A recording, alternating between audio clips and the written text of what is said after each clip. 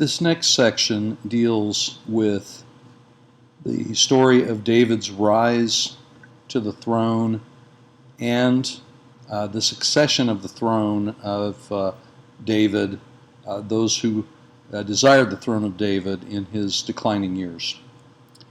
Part 2 of the emergence of kingship in Israel.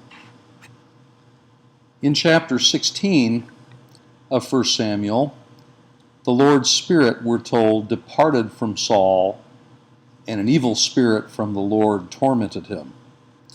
But the Spirit came mightily upon David from that time forward.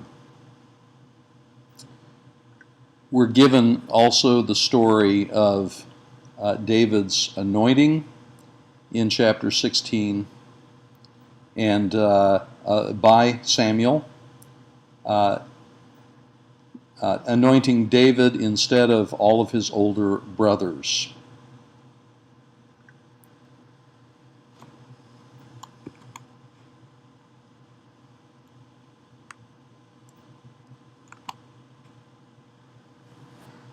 We have what follows two stories.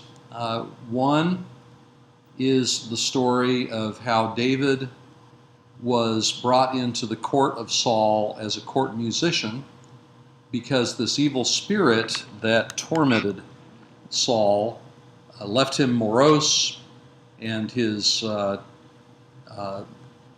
court politicians, his attendants, told him that there was a young man named David that was skillful at playing the harp. And so that is one story about how David came to be in the political court of Saul.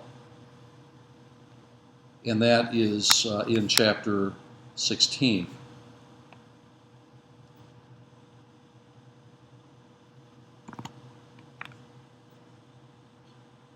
In chapters 17 and 18, David does battle with the Philistine giant Goliath, and that is the second story of how David comes to be in the court of Saul, and that is by besting the Philistine giant and leading to the defeat of the Philistines and army by Saul, his army, and David.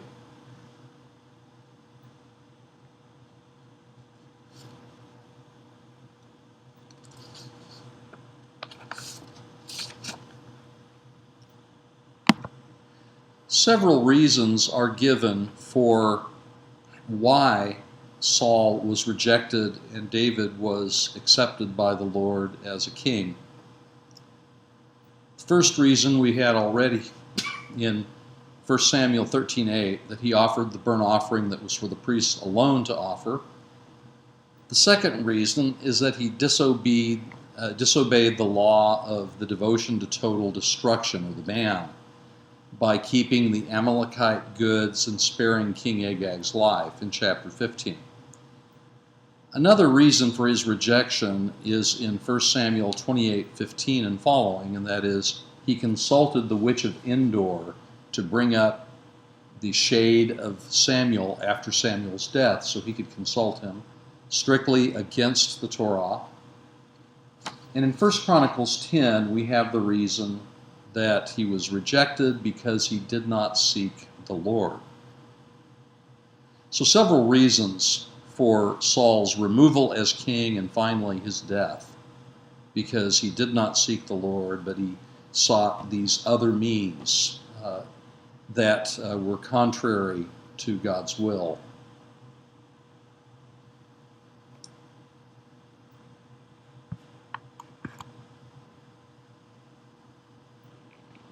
The following account in chapters 18 until we get to 2 Samuel 5 deals with David's rise to the throne.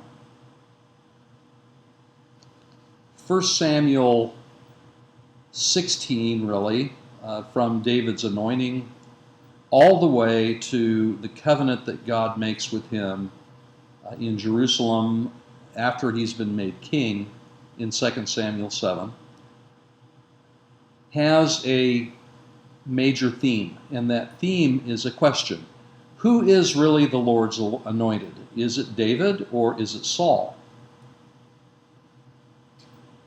The word anoint or anointing or anointed or to anoint gets used many times, and in fact, David is in effect anointed 3 or 4 times in these accounts, and so there is no question who the anointed of the Lord is. It is most definitely David. So the theme of the story of David's rise, 1 Samuel 16 through 2 Samuel 7, is David is truly the Lord's anointed. Though he was the least person of a small clan, a small family, anointed by Samuel, brought into the court of Saul as a musician, married into the house of Saul by defeating the Philistine giant Goliath, 1 Samuel 17, celebrated by all Israel, and became best friends with Saul's son, Jonathan, in 1 Samuel 18 through 20. All was not well with Saul. We've already heard in chapter 16 that Saul was given to fits of despondency and rage, and an evil spirit came upon him that had to be soothed by music. He was subject to jealous rages and tried to kill David several times. 1 Samuel 18, 1 Samuel 19, 1 Samuel 21 through 23. Several occasions where Saul attempts to kill David.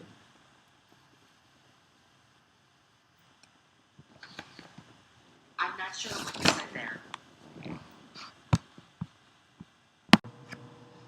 From chapters 21 to the end of 1 Samuel, David flees from Saul, who attempts to kill him, as I said, several times. And in fact, David spares Saul's life when he had the opportunity to kill him on 2 different occasions, but spared his life instead, showing that he was loyal to the throne of Saul and was faithful in a way that Saul was not. The following stories indicate David's checkered past. While he fled from Saul and remained distant from Saul, he led a mercenary band on the border territories between Israel and Philistine territory. He became, in fact, a mercenary of the Philistines himself. Finally, in 1 Samuel 31,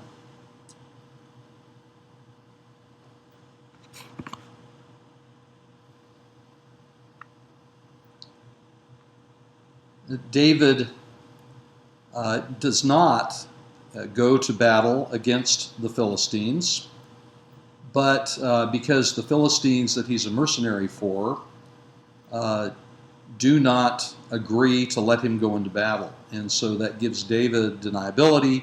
He doesn't actually go to war against his own people. The Philistines don't allow him to go.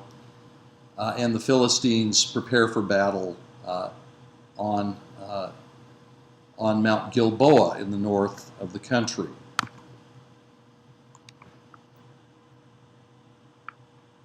These are pictures of David, in fact, sparing Saul's life.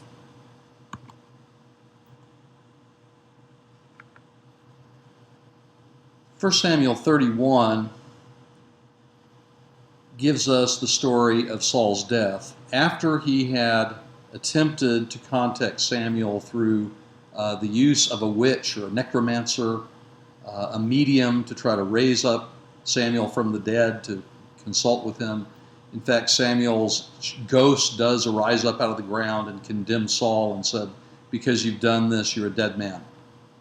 And in fact, in chapter 31, Saul and many of his sons are in fact killed in battle with the Philistines.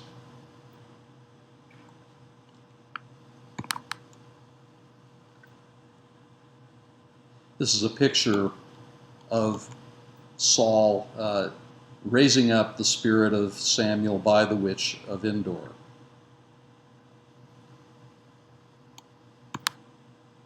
Saul and Jonathan and other sons of Saul, as I've mentioned, were killed on Mount Gilboa. This is a picture of Mount Gilboa. Because of their death, there on Mount Gilboa by the Philistines, another son of Saul, Ishbosheth, came to the throne, and there was civil war in Israel. David became king, anointed in the city of Hebron in Judah, and Ishbosheth reigning from northern Israel. There ensued several years then of civil war.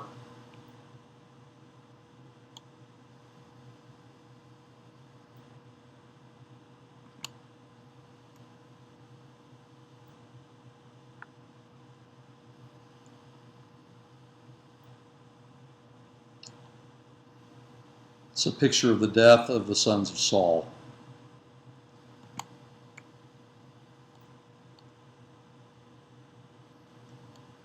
Ishbosheth had a general named Abner, and Abner decided to defect. He didn't want to follow Ishbosheth anymore, and so he came to David and said, I'll bring the army of North Israel over to you.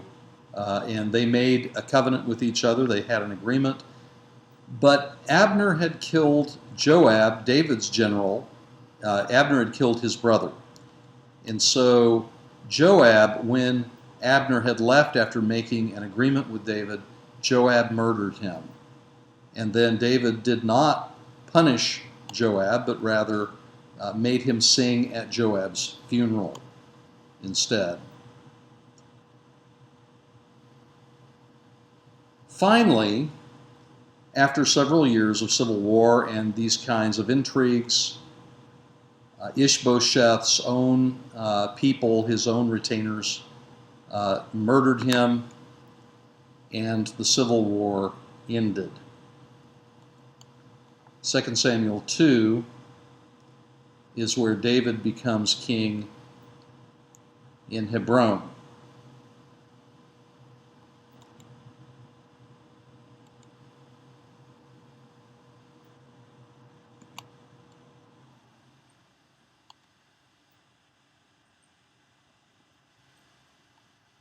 David had been married into the royal throne, into the royal family of Saul by marriage.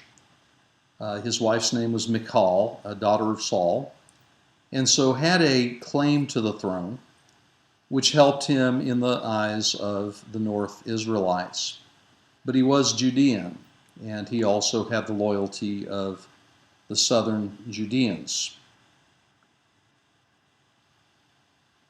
Finally, with the death of Ishbosheth, David was anointed by the northern king, by the northern tribes, to be king over both parts, north and south. The northern kingdom of Israel, the southern kingdom of Judah, were brought together in one kingdom and one kingship of David.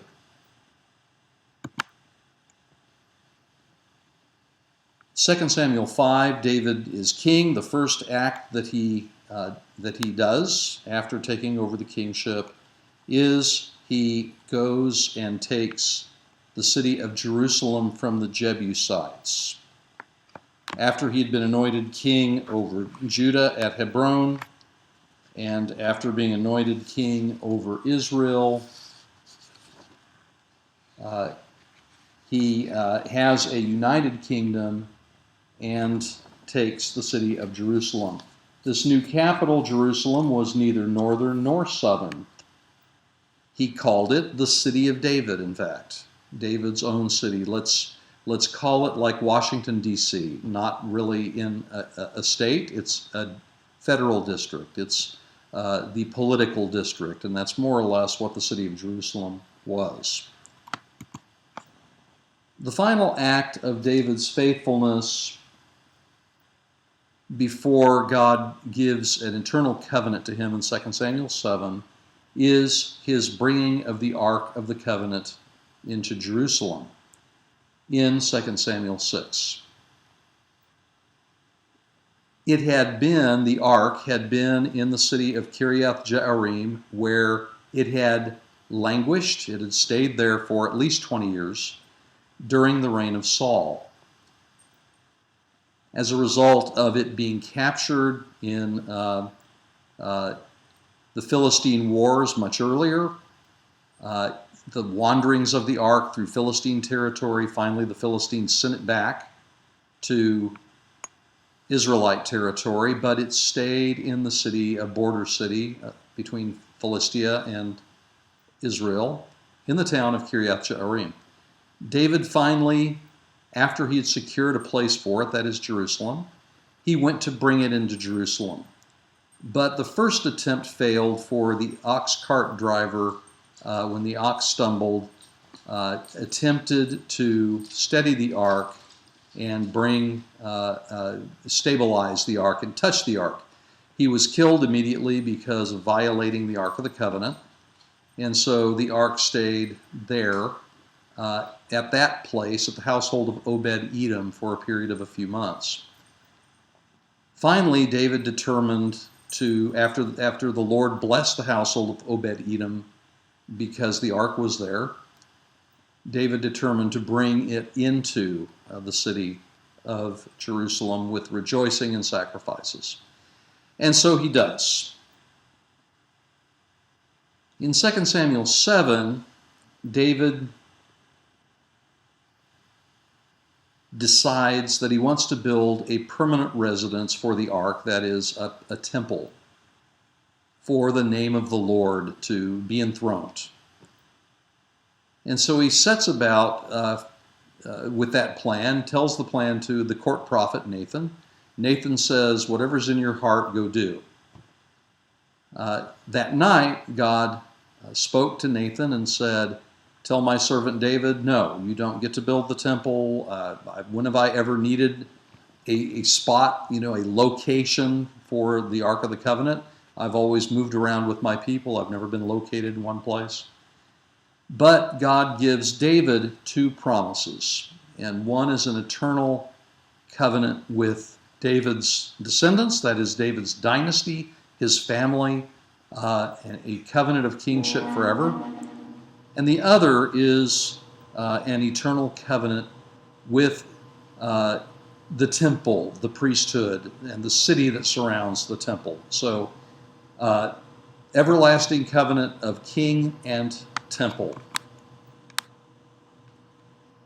This is, in fact, Jerusalem.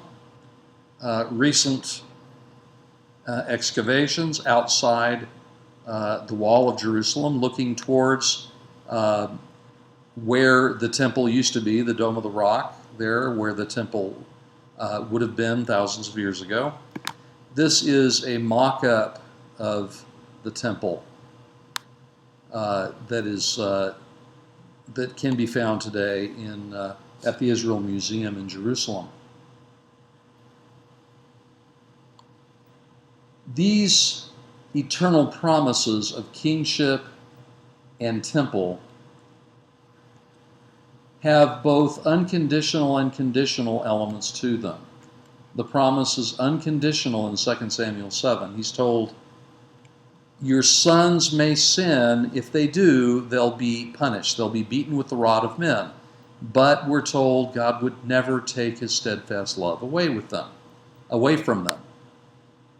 In other passages, such as 1 Kings 9 and Psalm 132 and other places, it appears that there are conditional aspects. That is, if the sons are faithful, then the right for them to sit on the throne will continue. Well, we know that in the year 587 BC, as a result of continued idolatry over hundreds of years, the people finally were led away into exile and Davidic kingship ended. So, unconditional and conditional aspects of this. Kingship is eternal, but whether one particular king is allowed on the throne is dependent upon God's grace and dependent upon the behavior of the king. Of course, we as Christians know who the eternal Son of David is that has the right and the authority to occupy the throne of David. That is Jesus, the anointed King, the Son of David, which is how the New Testament begins. The genealogy of Jesus, Son of David, in Matthew chapter 1.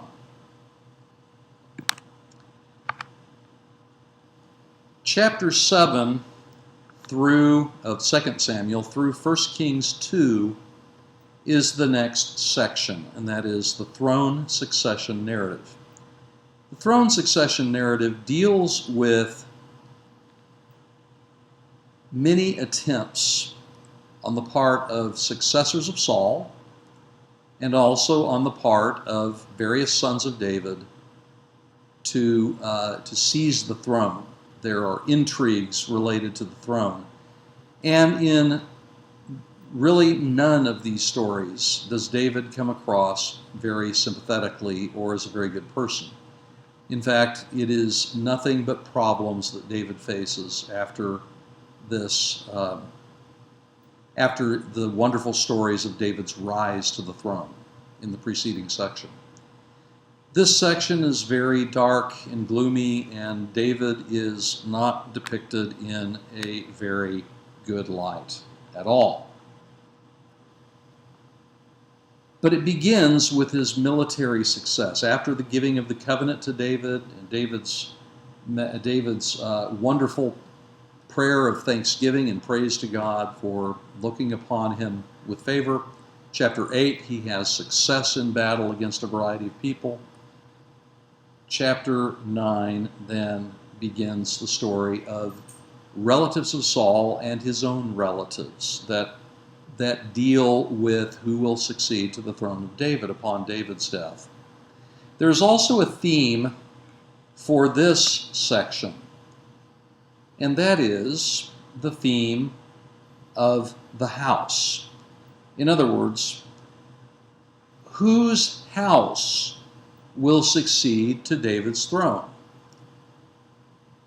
In other words, whose dynasty will succeed to David's throne? Will it be someone from the house of David, his dynasty, or will it be someone from the house of Saul? Since there are still many relatives of Saul around, and David has a large family with many sons. Will it be a descendant of Saul, or will it be a descendant of David? And if so, which one? The other play on words with house is the temple is referred to as the house. God gives David commands that he could not build the temple, but his son that came after him would build the temple, that is, the house. And so the play on words is, you will not build me a house, that is temple. I will build you a house, that is dynasty, and your son who comes after you will build me a house, that is temple. Now, let me first go over troubles that David had with the descendants of Saul, with the family of Saul. The first thing we're told is that David wanted to do something kind to any relatives that Mephibosheth still, or rather that Jonathan still had, because Jonathan had died in battle. Well, he had a son who was lame, could not walk, and his name was Mephibosheth. Mephibosheth could do no harm to David because he could not preside over annual festivals, religious festivals, because he was invalid. And he was not allowed, not being whole in body, to take that kind of role in religious ceremonies. And so David brings him in to the court, the royal court, and he eats at David's table.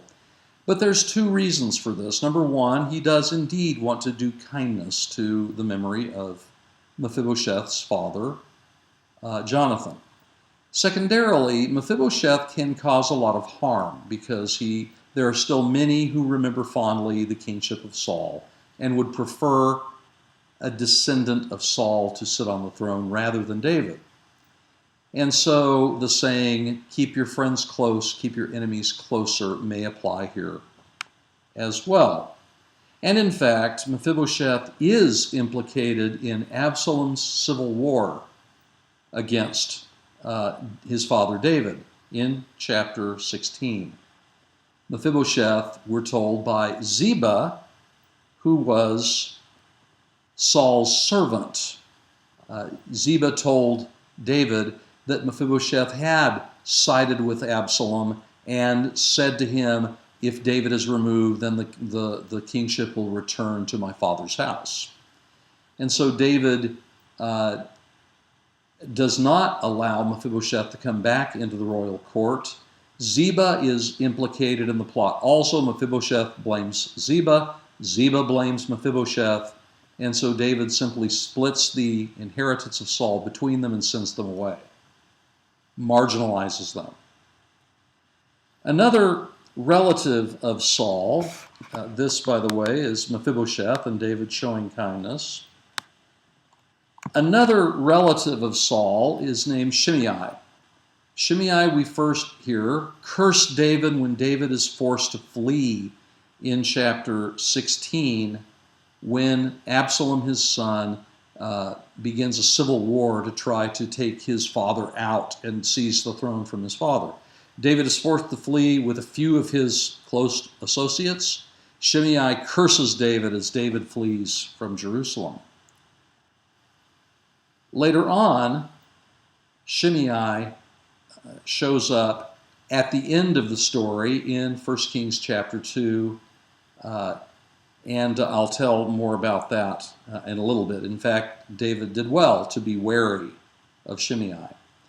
At the end of Absalom's revolt, David does not kill Shimei for his treason, but forgives him, or at least tells him no bloodshed will be done today because this is a day of gladness. And so later on, though, he leaves instructions with his son Solomon to take care of his old dirty business, and that is to take Shimei out. Another relative of Saul of the tribe of Benjamin, Sheba, in chapter 20, causes a civil war against David in the north, and that had to be put down, a bloody revolt, and David had to put it down, and Sheba was killed.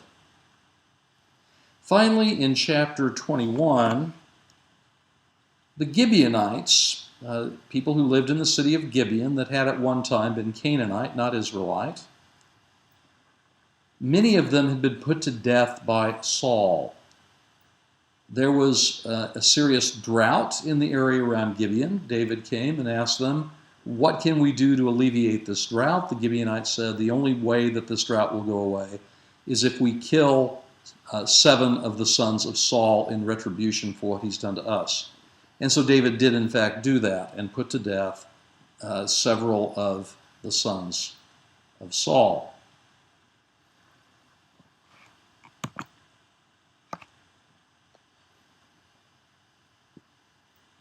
Troubles in David's own family. There are many such troubles in David's own family involving several of his sons. The first is named Amnon, his eldest, 2 Samuel 13. So we're going back in the story to pick up David's own relatives. 2 Samuel 13, Amnon is in love with his half-sister Tamar, and in fact makes himself sick. He's so much in love. Tells people, I can't get out of bed. The only way I'll get better is if my sister Tamar comes and feeds me from her own hand in my bedroom. She agrees to do this. She comes into his bedroom to feed him by her own hand. He seizes her and insists that she have sexual relations with him. She refuses and says, don't do this. If you ask for my hand, if you ask our father for my hand in marriage, he won't refuse you. Go ahead and ask him. But instead, he forces her, rapes her, And then he kicks her out, and she says, this second sin that he committed of kicking her out because now he hates her is worse than the first sin of rape, and drives her away. She tells her brother Absalom, who sits on that knowledge for a couple of years.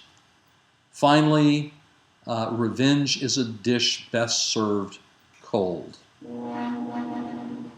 When the sons of David were out shearing sheep a couple of years later, Absalom comes and kills Amnon in retribution for what he'd done to his sister. David is outraged. Absalom flees,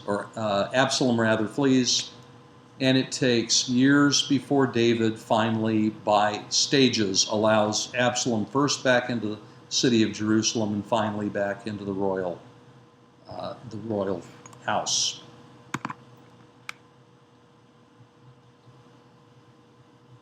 In chapters 13 through 19, Absalom really figures largely in 2 Samuel. First, we've just said he kills his own brother, Amnon, because of the rape of Tamar. Then, because he began his own political campaign of making promises to people that things would be far better for them if he were king. And so we're told the majority of the people came over to Absalom because they thought he was wonderful. Finally, Absalom acts in a civil war. His father, David, barely escapes the city of Jerusalem with his life and that of a few friends. Shimei curses him as he flees to the other side of the Jordan. And upon the other side of the Jordan, he is able to rally what forces he still has. And he has time to recuperate. David had left a mole in Jerusalem in order to give bad advice to Absalom by telling Absalom, don't go chase him now. Wait until you consolidate your forces here in Jerusalem and then go and get him in triumph. That actually was terrible advice militarily, because David was able then to regroup and to come back and meet Absalom in battle. David left explicit instructions with his general Joab not to harm Absalom, but when Joab finds him, he in fact kills him, because Absalom, fleeing from the battle, had very long hair. That hair was caught in the limbs of a tree, and Joab came by and pinned him to the tree with his spear and killed him.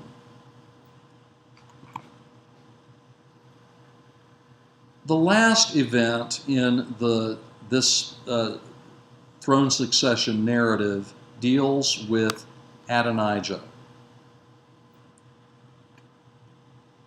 In chapter 1 of 1 Kings, David, we're told, is aged.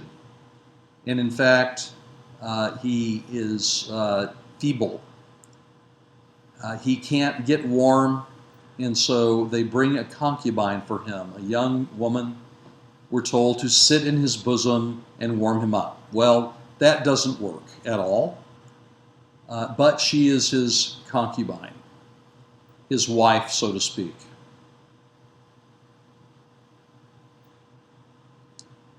David, in the meantime, is drawing near to his death.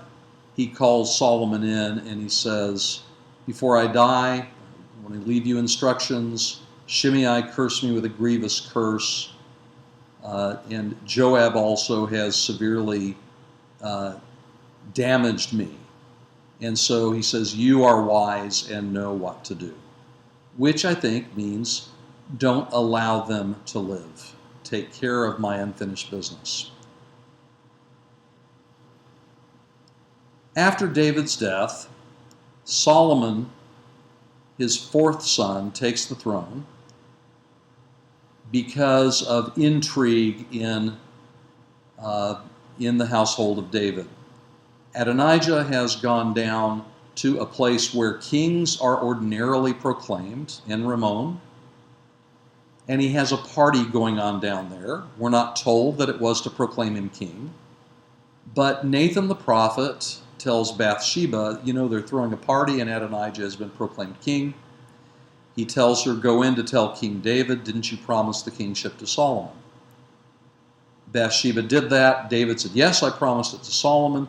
They brought Solomon in, anointed him king. A great shout happened. The people at En Rimmon hear it, and a messenger comes down and says that Solomon has been anointed king instead of his older brother, Adonijah. Adonijah then fled, seizes the horns of the altar for safety. David tells him to come down from there. If there's any evil found in you, you'll be put to death, but if you're innocent, then not a hair of your head will be harmed. Adonijah goes home. Subsequently, Adonijah asks Solomon's mother, Bathsheba, for a favor. And she says, sure, whatever it is. He says, I would like Abishag the Shunammite, David's concubine that he had as an old man, for a wife. When Bathsheba asked Solomon that, Solomon reacted with outrage because he was requesting David's own wife for his own, and Solomon interprets that as treason. He's attempting to seize the throne. So he puts Adonijah to death. Joab also attempts to go seize the horns on the altar, but he's taken from the altar and put to death. And David's priest, Abiathar, is banished to his own city, Anathoth, which shows up much later in the biblical story as the city of priests that Jeremiah was from. Solomon has one last bit of unfinished business, and that is Shimei.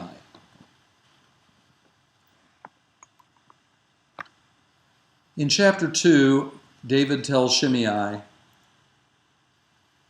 you are under house arrest. You may not leave Jerusalem. When you do, you'll be put to death. Shimei says, that's fine. A couple of years go by. Shimei has some slaves that flee and leave Jerusalem. He goes after them and brings them back. Solomon says, did I not tell you not to leave? In the day you leave Jerusalem, you'll be put to death.